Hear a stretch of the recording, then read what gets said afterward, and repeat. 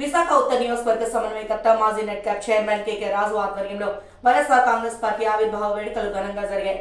ఈ సందర్భంగా 55వ వార్డు ధర్మానగర్ లో గల దివంగత వైఎస్ రాజశేఖర రెడ్డి విగ్రహానికి కేకే రాజు పూలమాలలు వేసి నివాళులర్పించారు. ఈ సందర్భంగా ఆయన మాట్లాడుతూ ప్రజా సంక్షేమ పాలన అందించిన దివంగత వైఎస్ రాజశేఖర రెడ్డి మరణం అనంతరం ఆయన ఆశయాలను కొనసాగించాలని సదుద్దేశంతో వైఎస్ జగన్మోహన్ రెడ్డి పార్టీని స్థాపించి ఓదార్పు యాత్ర, ప్రజా సంకల్ప యాత్ర ద్వారా ప్రజల సమస్యలు నేరుగా తెలుసుకుని ప్రజల ఆశీస్సులతో అత్యధిక మెజార్టీతో పార్టీని గెలిపించి ముఖ్యమంత్రిగా బాధ్యతలు స్వీకరించిన నాటి నుండి ప్రజలు ఆశించిన విధంగా అనేక సంక్షేమ ఫలాలను ప్రజలకు అందించి అండగా నిలిచారన్నారు. అధికారం కోల్పోయినప్పటికీ సుమారు 40% ఓటర్లు పార్టీని విశ్వసించి ఓట్లు వేశారని, మళ్లీ వచ్చేది మన వైఎస్ఆర్ కాంగ్రెస్ పార్టీ ప్రభుత్వమేనని అన్నారు. ఇప్పటి వరకు ప్రజలకు మన పార్టీ తరఫున ఎల్లప్పుడూ అండగా ఉండాలని కోరారు.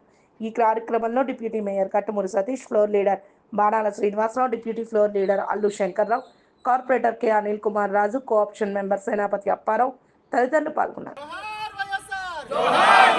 జోహార్ వైఎస్ఆర్, వర్ధిల్లాలి వైఎస్ఆర్ కాంగ్రెస్ పార్టీ, వర్ధిల్లాలి వైఎస్ఆర్ కాంగ్రెస్ పార్టీ. జై జై జగన్.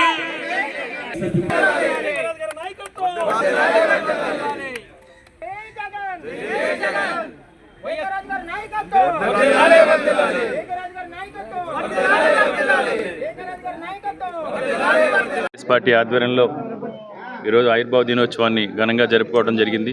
స్వర్గీయ దివంగత ముఖ్యమంత్రి వర్యులు రాజశేఖర రెడ్డి గారికి విగ్రహానికి పూలమాల సమర్పించి, ఎందుకంటే ఆయన గురించి మనకు తెలుసు. ఈ దేశంలో సంక్షేమం అంటేనే ఒక ఆరోగ్యశ్రీ కానీ, ఫీజు రియంబర్స్మెంట్ కానీ, రైతు రుణమాఫీ కానీ, డ్వాక్రా అక్క చెల్లెమ్మల రుణమాఫీ కానీ గుర్తుకొచ్చే పేరు ఈరోజు రాజశేఖర రెడ్డి గారు. ఆయన నుంచి కష్టపడి పనిచేయడం, ఇచ్చిన మాట మీద నిలబడటం, ప్రజలకు సేవ చేయడానికి వారసత్వంగా తీసుకున్న జగన్మోహన్ రెడ్డి గారి ఆధ్వర్యంలో ఏర్పాటైన వైఎస్ఆర్ కాంగ్రెస్ పార్టీ ఈరోజు ఈ రాష్ట్రంలో ఈ రాష్ట్ర ప్రజల కోసం ఎన్నో పోరాటాలు చేయడం జరిగింది. ముఖ్యంగా 2019 నుంచి 2024 వరకు కూడా వైఎస్ఆర్ కాంగ్రెస్ పార్టీ అధికారంలో ఉన్నప్పుడు ప్రజాపాలన అంటే ఈ విధంగా ఉండాలి, ప్రజల జీవన ప్రమాణాలు మెరుగుపరిచి పేదరికాన్ని నిర్మూలించడం అంటే ఏ విధంగా నిర్మూలించవచ్చని జగన్మోహన్ రెడ్డి గారు చేసి చూపించడం జరిగింది. విద్యారంగంలో కానీ, వైద్య రంగంలో కానీ, సేవా రంగంలో కానీ, వ్యవసాయ రంగంలో కానీ, పారిశ్రామిక రంగంలో కానీ, ముఖ్యంగా పరిపాలన వికేంద్రీకరణకు నాంది పలికి గ్రామ స్థాయిలో సచివాలయ వ్యవస్థ ద్వారా ప్రజలందరికీ కూడా అందుబాటులోకి ప్రభుత్వ సేవలను తీసుకొచ్చి నిజాయితీగా, నిష్పక్షపాతంగా, అవినీతి రహితంగా జగన్మోహన్ రెడ్డి గారు 5 సంవత్సరాల కాలం పాటు సుపరిపాలన అందించడం జరిగింది. దురదృష్టవశాత్తు కూటమి నాయకుల యొక్క అబద్ధపు, అసత్యపు వాగ్దానాల హామీలు నమ్మి ప్రజలు ఒక తీర్పునివ్వడం జరిగింది. ఆ తీర్పుని మనందరూ కూడా కట్టుబడి ఉన్నాం. తప్పకుండా ఈరోజు ప్రతిపక్ష పార్టీగా ప్రజల పక్షాన వైఎస్ఆర్ కాంగ్రెస్ పార్టీ జగన్మోహన్ రెడ్డి గారు నిలబడి ఈరోజు ఏదైతే కూటమి ప్రభుత్వం ఇచ్చిన హామీలు కానీ, ప్రజలకు అందించాల్సిన పథకాల విషయంలో కానీ జగన్మోహన్ రెడ్డి గారు పోరాటం చేస్తున్నారు.